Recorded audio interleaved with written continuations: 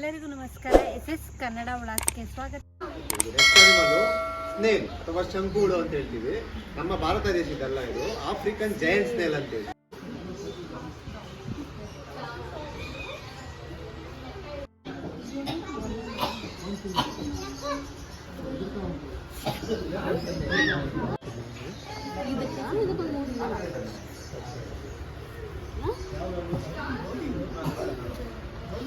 ಜಾಸ್ತಿ ಆಗಿದ್ದಾರೆ ಅಂದ್ರೆ ಇವರೆಲ್ಲ ಒಂದು ಟೈಮ್ಗೆ ಮೊಟ್ಟೆ ಇಟ್ಟರೆ 150ರಿಂದ 200 ಮೊಟ್ಟೆ ಇಡ್ತಾರೆ. ಅದರಿಂದನೇ ನಮ್ಮ ಇಂಡಿಯಾದಲ್ಲೇ ಜಾಸ್ತಿ ಕಾಣ್ಕೊಳ್ಳೋದು ಇವರು. ಇಗ್ವಾನ ಅಂತ ಏನ್ ಕರಿತೀವಿ ಅಂದ್ರೆ ಇವರೆಲ್ಲ ಹುಟ್ಟಿದಾಗ ತುಂಬಾ ಡಾರ್ಕ್ ಗ್ರೀನ್ ಆಗಿರ್ತಾರೆ. ಮತ್ತೆ ಬೆಳೀತಾ ಮೇಲ್ ಇಗ್ವಾನ, ಗಂಡು ಇಗ್ವಾನ ಆರೆಂಜ್ ಕಲರ್ ಟರ್ನ್ ಆಗುತ್ತೆ. ಮತ್ತೆ ಫೀಮೇಲ್ ಇಗ್ವಾನ, ಹೆಣ್ಣು ಇಗ್ವಾನ ಬಂದು ಗ್ರೀನ್ ಆಗಿ ಹೊಳ್ತದೆ. ಬಟ್ ಮೇಲ್ ಇಗ್ವಾನ ಯಾವಾಗ ಆರೆಂಜ್ ಟರ್ನ್ ಆಗುತ್ತೆ ಅಂದ್ರೆ ಅವ್ರ ಸುತ್ತಮುತ್ತ ಯಾರಾದ್ರೂ ಫೀಮೇಲ್ ಇಗ್ವಾನ ಇದ್ದಾಗ ಅವ್ರನ್ನ ಅಟ್ರಾಕ್ಟ್ ಮಾಡೋದಕ್ಕೋಸ್ಕರ ಆರೆಂಜ್ ಟರ್ನ್ ಆಗುತ್ತೆ.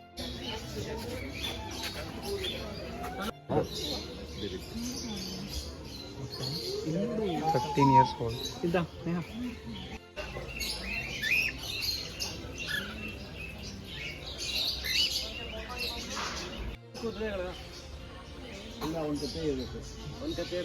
ಹೈಬ್ರಿಡ್.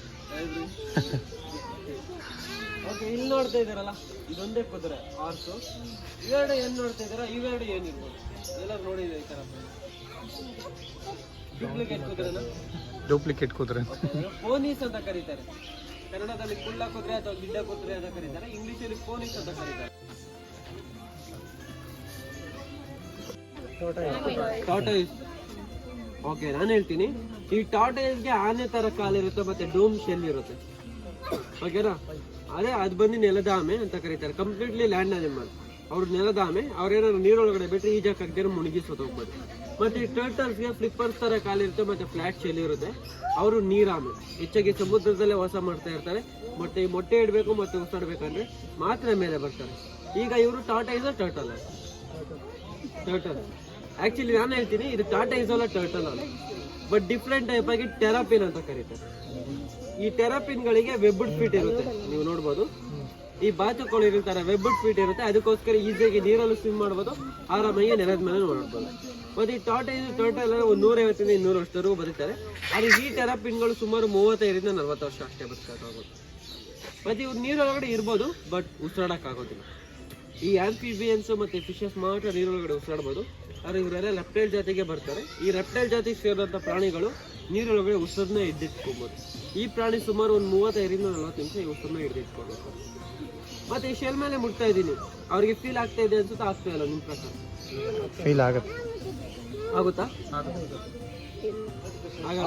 ಆಗಲ್ಲ. ಆಕ್ಚುಲಿ ನಾವು ಮುಟ್ಟಿದ್ರೆ ಫೀಲ್ ಆಗುತ್ತೆ, ಟ್ಯಾಪ್ ಮಾಡಿದ್ರೆ ಪೇನ್ ಕೂಡ ಆಗುತ್ತೆ, ನೋವು ಆಗುತ್ತೆ. ಅವ್ರಿಗೆ ಬ್ಯಾಕ್ ಬನ್ ಮತ್ತೆ ನರ್ವ್ಸ್ ಇಂದ ಶೆಲ್ ಕೂಡಿರುತ್ತೆ. ಅದಕ್ಕೋಸ್ಕರ ನಾವು ಟಚ್ ಮಾಡಿದ್ರೆ, ಸಿಂಪಲ್ ಆಗಿ ನಿಧಾನ ಟಚ್ ಮಾಡಿದ್ರೆ ಫೀಲ್ ಆಗುತ್ತೆ, ಜೋರಾಗಿ ಟ್ಯಾಪ್ ಮಾಡಿದ್ರೆ ಪೇನ್ ಕೂಡ ಆಗುತ್ತೆ. ಮತ್ತೆ ಮನೇಲಿ ದೊಡ್ಡವರೆಲ್ಲ ಎಲ್ಲ ಇರ್ತಾರೆ, ಆನೆ ಕಾಲಿಟ್ರೆ ಏನಾಗೋದಿಲ್ಲ, ಅದೆಲ್ಲ ಮೂಢನಂಬಿಕೆ. ಇಲ್ಲಿಂದ ಕೆಳಗೆ ಬಿದ್ದಾಗ ಏನಾದ್ರು ಒಂದು ಸಣ್ಣ ಕಲ್ ಸಿಕ್ಕಿದ್ರೆ ಶೆಲ್ ಕ್ರ್ಯಾಕ್ ಆಗುತ್ತೆ ಅಷ್ಟು. ಓಕೆ, ಇವ್ರ ಬಾಯಲ್ಲಿ ಎಷ್ಟಲ್ಲಿ ಇರ್ಬೋದು ಅಂತ ಯಾರು ಗೆಸ್ ಮಾಡಿ ಹೇಳ್ತೀರಾ?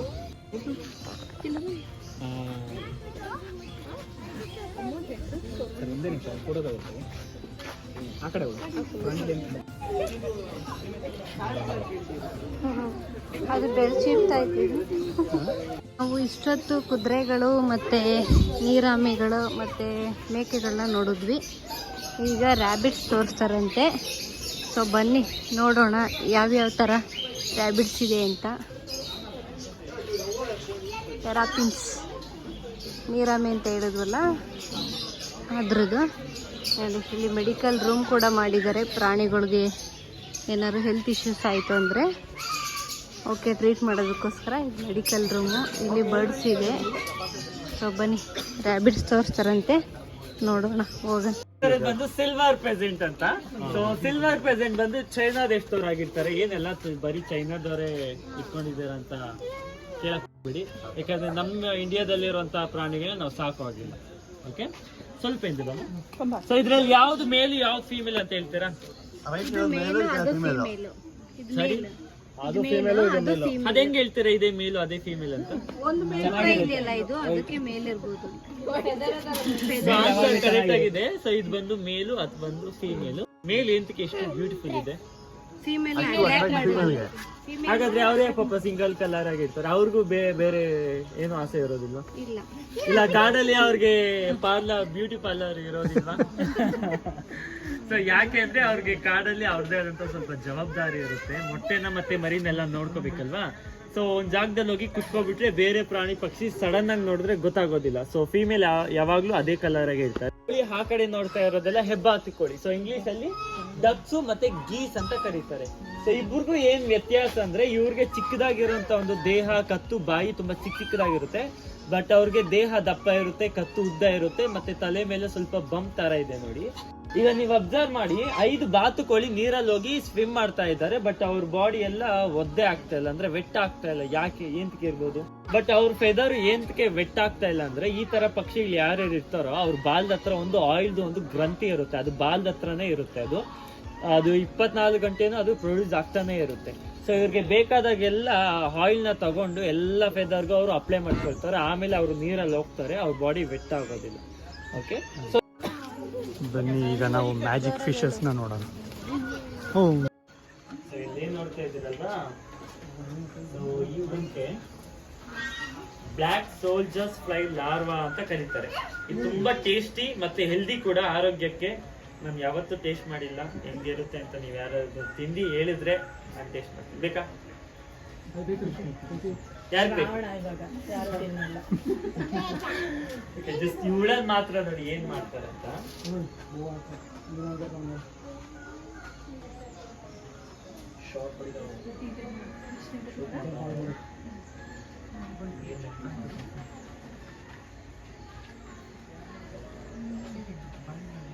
ನೋಡಿದ್ರಾ?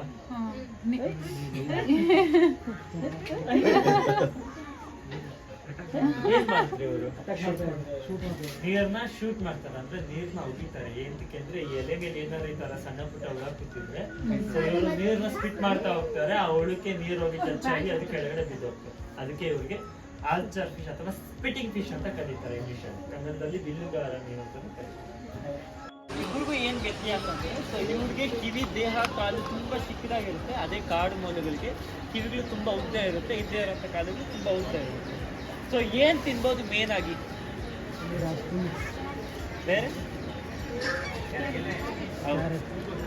ನೀವೆಲ್ಲ ಚಿಕ್ಕ ಮಕ್ಕಳ ತರ ಕಾರ್ಟೂನ್ ನೋಡ್ತೀರಾ. ಕ್ಯಾರೆಟ್ ಬರೀ ಟಿವಿನಲ್ಲಿ ಮಾತ್ರ. ನಮ್ಮ ಕಾಡಲ್ಲೆಲ್ಲ ಕ್ಯಾರೆಟ್ ಯಾರು ಬೆಳೆಯೋದಿಲ್ಲ, ಯಾರು ಕೊಡೋದಿಲ್ಲ. ನಾವು ಕಾಡಲ್ಲಿ ನೋಡಲಿಕ್ಕೆ ಒಂದು ಸಿಗೋದಿಲ್ಲ. ಸೊ ಕ್ಯಾರೆಟ್ ಅವ್ರಿಗೆ ಜಂಕ್ ಫುಡ್ ತರ. ಈಗ ನಾವು ಡೈಲಿ ಪಿಜ್ಜಾ, ಚಾಕ್ಲೇಟ್, ಬರ್ಗರ್ ತಿನ್ನೋಕ್ಕಾಗುತ್ತಾ? ಇಲ್ಲ.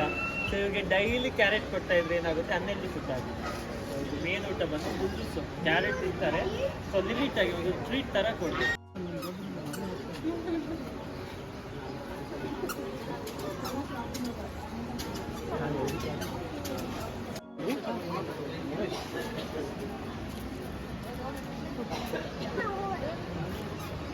ನಾವು ಇಷ್ಟೊತ್ತು ರ್ಯಾಬಿಟ್ ಮತ್ತು ಫಿಶ್ ಎಲ್ಲ ನೋಡಿದ್ವಿ. ಇಲ್ಲಿ ಪ್ರಾಣಿ ಪ್ರಪಂಚದಲ್ಲಿ ಏನು ಅಂದರೆ, ನಮ್ಮ ದೇಶದ ಯಾವುದೇ ಪ್ರಾಣಿಗಳನ್ನ ಸಾಕೋದಿಲ್ಲ. ಯಾಕೆ ಅಂದರೆ ದೇಶದ ನಿಯಮಗಳಿಗೆ ಅದು ವಿರುದ್ಧವಾಗಿರುತ್ತೆ. ಯಾವುದೇ ಥರದ ಕಾಡು ಪ್ರಾಣಿಗಳನ್ನ ನಾವು ಸಾಕೋ ಆಗಿಲ್ಲ. ಇಲ್ಲಿ ಸಾಕಿರುವಂಥ ಎಲ್ಲ ಪ್ರಾಣಿಗಳು ಬೇರೆ ದೇಶದ ಪ್ರಾಣಿಗಳಾಗಿರುತ್ತೆ. ಸೊ ಬನ್ನಿ ಇವಾಗ ಹೋಗಿ ಅಕ್ವೇರಿಯಮಲ್ಲಿ ವೆರೈಟಿ ಆಫ್ ಫಿಶಸ್ ಇದೆ, ನೋಡೋಣ ಯಾವ ಥರ ಫಿಶಸ್ ಇದೆ ಅಂತೆಲ್ಲ ಹೇಳ್ಬಿಟ್ಟು. ಮತ್ತೆ ಅವ್ರು ಏನು ಕಾಯಿ ಮಾಡ್ತಿದ್ದಾರೆ ಅಂದರೆ ಬಿಸಿಲು ಕಾಯಿಸ್ಕೊತಿದ್ದಾರೆ. ಯಾಕೆಂದರೆ ಅಲ್ಲಿ ಹೀಟಿಂಗ್ ಆಗಿಬಿಟ್ಟಿರೋದು ಆ ಪರ್ಪಸ್ಗೋಸ್ಕರ. ಇವರೆಲ್ಲ ಶೀತ ರಕ್ತ ಪ್ರಾಣಿಗಳು ಬಂದ್ಬಿಟ್ಟು ಹೀಟಿಗೆ ಕುತ್ಕೊಂಡ್ಬಿಟ್ಟು ಅವರು ತುಂಬ ಕ್ಲೀನ್ ಮಾಡಬೇಕು. ಅಕಸ್ಮಾತ್ ತುಂಬ ಸೆಕೆ ಆಗ್ತದೆ ಅಂದರೆ ನೀರು ಹೊರಡೆ ಹೋಗ್ತಾರೆ. ಆ ಥರದಲ್ಲಿ ಏನು ಕಾಣಿಸ್ತಿದೆಯಲ್ಲ, ಬಿಡಿದು ಕರೀದು ಇವ್ರು ಏನಂತ ಗೊತ್ತಾ ನಿಮಗೆ? ಸೊ ಇಲ್ಲ ಕ್ಲೋಸಪ್ ಅಲ್ಲಿ ನೋಡ್ಬೇಕಂದ್ರೆ ಏನು ಕಾಣಿಸ್ತಾರೆ ನೋಡಿ.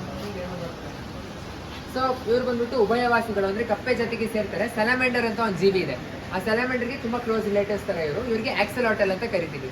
ಇವ್ರ ಸ್ಪೆಷಾಲಿಟಿ ಏನು ಅಂದರೆ, ಕೈ, ಕಾಲು, ಬಾಲ ಏನೇ ಕಟ್ಟಾದ್ರೂ ರೀಗ್ರೋ ಆಗುತ್ತೆ. ಅಷ್ಟೇ ಇದ್ದೀರಾ, ಹೊರಗಡೆ ಇರೋಂಥ ಹಾರ್ಟ್ ಆಗಿರ್ಬೋದು, ಬ್ರೇನ್ ಆಗಿರ್ಬೋದು, ಸ್ವಲ್ಪ ಡ್ಯಾಮೇಜ್ ಆದರೂ ಕೂಡ ತಮಗೆ ತಾವೇ ರಿಪೇರ್ ಮಾಡ್ಕೊಳ್ಳೋಂಥ ಕೆಪಾಸಿಟಿ ಅವ್ರಿಗಿರುತ್ತೆ. ಅವರು ಮೆಕ್ಸಿಕೋ ದೇಶದವರು. ಮೆಕ್ಸಿಕನ್ ವಾಕಿಂಗ್ ಫಿಶ್ ಅಂತ ಕೂಡ ಕರೀತಾರೆ ಅವ್ರನ್ನ. ಬಟ್ ಅವರು ಮೀನುಗಳಲ್ಲ, ಬರೋದು ಸ್ಯಾಲಮೆಂಡರ್ ಫ್ಯಾಮಿಲಿಗೆ, ಅಂದರೆ ಉಭಯವಾಸಿಗಳವರು. ಸೊ ಇಂದಿರೋ ಮೀನುಗಳದ್ದು ಹೆಸರು ಏನು ಅಂತ ಗೊತ್ತಾ ನಿಮಗೆ? ಒಂದು ಕ್ಲೂ ಕೊಡ್ತೀನಿ. ಕಲರ್ ರಿಲೇಟೆಡ್ ಏನೋ ಇದೆ, ಗೆಸ್ ಮಾಡಿ. ಅವ್ರಿಗೆ ರೇನ್ಬೋ ಫಿಶ್ ಅಂತ ಕರೀತಾರೆ. ಅವ್ರು ಆಸ್ಟ್ರೇಲಿಯಾ ದೇಶದವರು. ಅವರೊಂದು 8 ರಿಂದ 12 ವರ್ಷ ತನಕ ಬದುಕ್ತಾರೆ. ಸೊ ಹಂಗೆ ಮುಂದೆ ಮೂವ್ ಆಗೋಣ.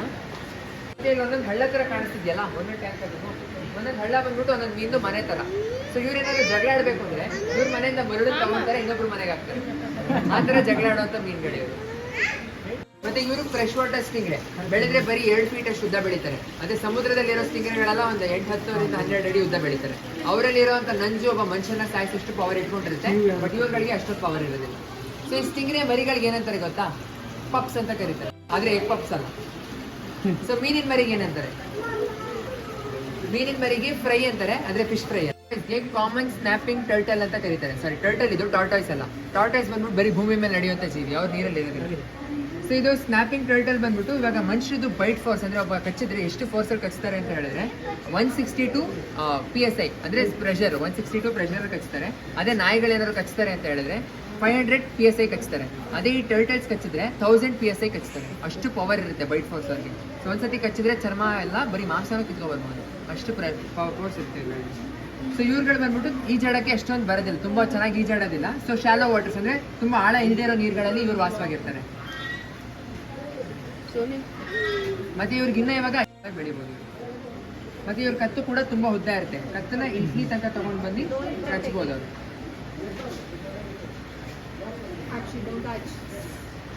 ಎಲ್ರು ನೋಡ್ತಿದ್ದೀರಾ? ನೋಡಿ ಹೇಗೆ ನಡೀತಿದ್ದಾರೆ ಫಾಸ್ಟ್ ಆಗಿ. ಕತ್ತನ ಮಲ್ಕೋಬೇಕಂದ್ರೆ ರೆಸ್ಟ್ ಮಾಡ್ಬೇಕು. ಮಾಟ ಟರ್ಟಲ್ ಅಂತ.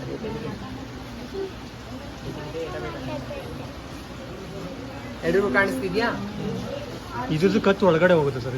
ಇವ್ರದ್ದು ಪೂರ್ತಿ ಹೊರಗಡೆ ಹೋಗಲ್ಲ, ಸೈಡಿಗೆ ತಗೊಂಡ್ಬಿಡ್ತಾರೆ. ಇವ್ರಿಗೆ ಸೈಡ್ ನೆಕ್ ಟರ್ಟಲ್ಸ್ ಅಂತ ಕರಿತೀವಿ. ಬಾಯೇ ಇರುತ್ತೆ. ಮತ್ತೆ ಇವರು ಕೂಡ ಆಂಬುಷ್ ಪ್ರೆಡಿಟರ್ಸ್ ಅಂದ್ರೆ ಕುಂತಲ್ಲೇ ಕುಂತಿರ್ತಾರೆ, ಬೇಟೆ ಆಡೋದಕ್ಕೆ ಹೋಗೋದಿಲ್ಲ. ಯಾವ್ದಾದ್ರು ಹುಳತ ಮಾತ್ರ ನಡ್ಕೊಂಡ್ಬಂತು ಅಂದ್ರೆ ಹಿಡ್ಕೊಂಡು ತಿಂದು ಮತ್ತೆ ಅಲ್ಲೇ ಕುತ್ಕೊಂತಾರೆ. ನೀವು 1 ತಿಂಗಳು ಬಿಟ್ಕೊಂಡ್ಬಂದು ನೋಡಿದ್ರು ಅಲ್ಲೇ ಕುಂತ.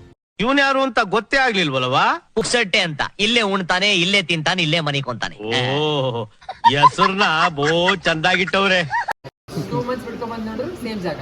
ಇವ್ರದ್ದು ಮ್ಯಾಕ್ಸಿಮಮ್ ರೆಕಾರ್ಡೆಡ್ ಟೈಮ್ ಒಂದೇ ಜಾಗದಲ್ಲಿ ಕೂಡ ಕೆರೆದು 9 ತಿಂಗಳು. ಮತ್ತೆ ಇವ್ರಿಗೆ ದಿನ ಊಟ ಬೇಕು ಅಂತ ಏನಿಲ್ಲ, ವಾರದಲ್ಲಿ 1 ಸತಿ 2 ಸತಿ ಊಟ ಸಿಕ್ಕರೆ ಸಾಕು. ಮತ್ತೆ ಏನಕ್ಕೆ ಅಂದ್ರೆ ಸಪ್ರೇಟ್ ಆಗಿ 2 ಕಡೆ ಇಟ್ಟಿದ್ದೀವಿ ಅಂತ ಹೇಳಿದ್ರೆ ಒಬ್ಬರನ್ನೊಬ್ಬರೇ ತಿನ್ಕೊಳ್ಳೋಂಥ ಕೆಪಾಸಿಟಿ ಅವ್ರಿಗಿರುತ್ತೆ. ಕ್ಯಾನಬಲಿಸಮ್ ಅಂತ ಹೇಳ್ತೀವಿ. ಅದಕ್ಕೆ ಇಬ್ರು ಬೇರೆ ಬೇರೆ. ಸೊ ಇದು ಈಮು ಮೊಟ್ಟೆ, ಈಮು ಪಕ್ಷಿ ಅಂತ ಗೊತ್ತಲ್ಲ, ಸೆಕೆಂಡ್ ಟಾಲೆಸ್ಟ್ ಬರ್ಡ್. ಸೊ ಈಮು ಮೊಟ್ಟೆ ಯಾಕೆ ಗ್ರೀನ್ ಕಲರ್ ಇರುತ್ತೆ ಗೊತ್ತಾ? ಯಾಕಿರ್ಬೋದು ಗ್ರೀನ್ ಕಲರ್? ಇದು ಬೇರೆ ಪ್ರಾಣಿ ಪಕ್ಷಿಗಳ ಕಣ್ಣಿಗೆ ಕಾಣಿಸ್ಕೋಬಾರ್ದು ಅಂತ ಹೇಳ್ಬಿಟ್ಟು ಇವ್ರು ನೆಲದ ಮೇಲೆ ಇಡೋದ್ರಿಂದ ಗ್ರೀನ್ ಕಲರ್ ಇಟ್ಬಿಟ್ರೆ ಹುಲ್ಲಿನ ಜೊತೆ ಮಿಶ್ರಣ ಆಗ್ಬಿಡುತ್ತೆ, ಬೇರೆ ಪ್ರಾಣಿಗಳಿಗೆ ಕಾಣಿಸ್ಕೊಳುತ್ತೆ. ಸೊ ಈಮು ಪಕ್ಷಿ ಇದರಲ್ಲಿ ಗಂಡು ಪಕ್ಷಿ ಮೊಟ್ಟೆ ಇಡುತ್ತೆ, ಹೆಣ್ಣು ಪಕ್ಷಿ ಮೊಟ್ಟೆ ಇಡುತ್ತೆ. ಈಮುದ್ರಲ್ಲಿ ಹೆಣ್ಣು ಇಲ್ಲ ಸರ್, ಎಲ್ಲಾದ್ರಲ್ಲೂ ಹೆಣ್ಣೆ ಇಡೋದು. ಕನ್ಫ್ಯೂಸ್ ಮಾಡೋದಕ್ಕೆ ಹೇಳಿದೆ, ಕನ್ಫ್ಯೂಸ್ ಆಗಬೇಡಿ. ನೋಡೋರಲ್ಲ ಫ್ರೆಂಡ್ಸ್, ಇಷ್ಟೊತ್ತು ಫಿಶ್ ನೋಡಿದ್ವಿ, ಫಿಶಸ್. ಈಗ ನಾವು ರೆಪ್ಟೈಲ್ಸ್ ನೋಡೋದಕ್ಕೆ ಹೋಗ್ತಾ ಇದ್ದೀವಿ. ನೋಡಿ ಅಲ್ಲೊಂದು ಆಮೆ ಕಾಣಿಸ್ತಾ ಇದ್ದೀವಿ ನಿಮಗೆ ವಿಡಿಯೋದಲ್ಲಿ. ಅದು ಆಮೆ ಹೆಸರು ಗೊತ್ತಿಲ್ಲ ನನಗೆ, ಅವ್ರು ಎಕ್ಸ್ಪ್ಲೈನ್ ಮಾಡ್ತಾರೆ. ಸೊ ಬನ್ನಿ ನೋಡೋಣ ಯಾವ ಥರ ರೆಪ್ಟೈಲ್ಸ್ ಇದೆ ಅಂತ.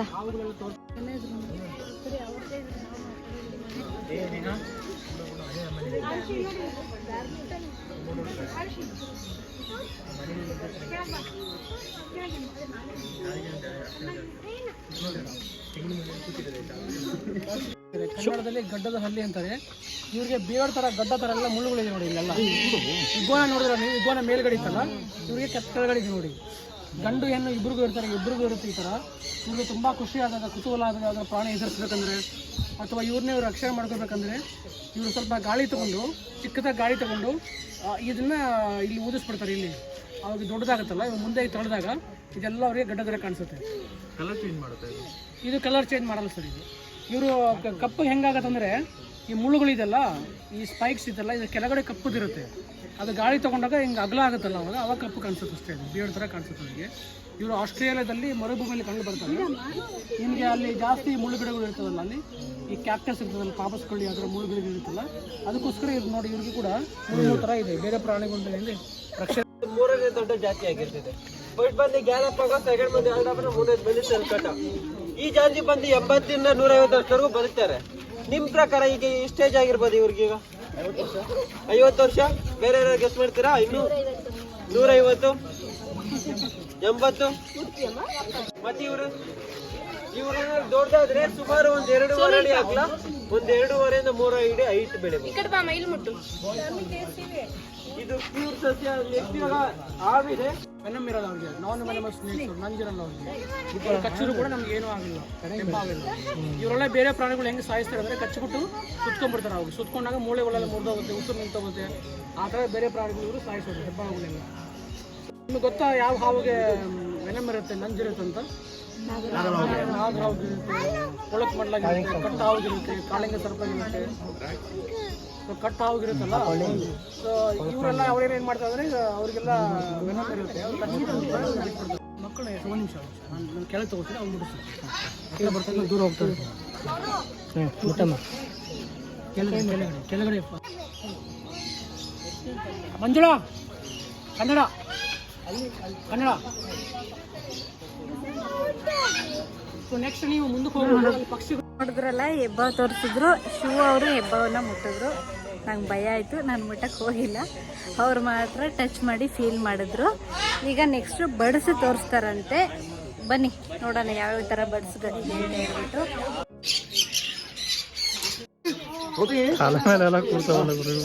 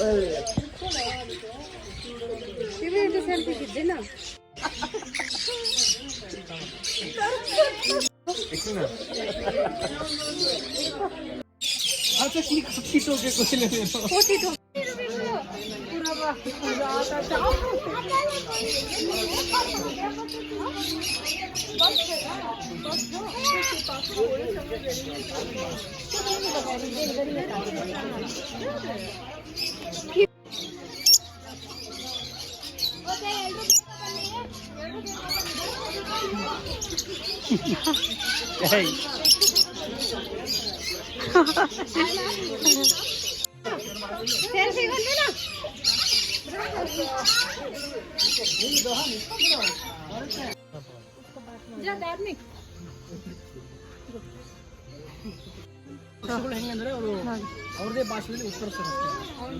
ಕೆಲವು ಮಾತಾಡೋದಂದ್ರೆ ನಮ್ಮ ಥರ ಮಾತಾಡೋಕ್ಕಾಗಲ್ಲ, ಅವರು ಅವ್ರ ಭಾಷೆಯಲ್ಲಿ ಮಾತಾಡ್ತಾರೆ.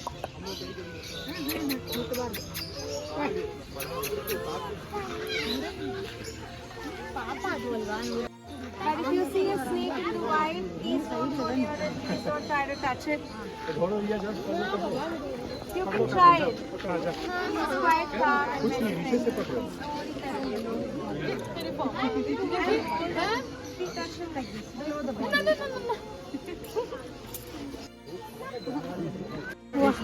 ಹೇಗೆ ಕೂತಿದೆ ನೋಡಿ.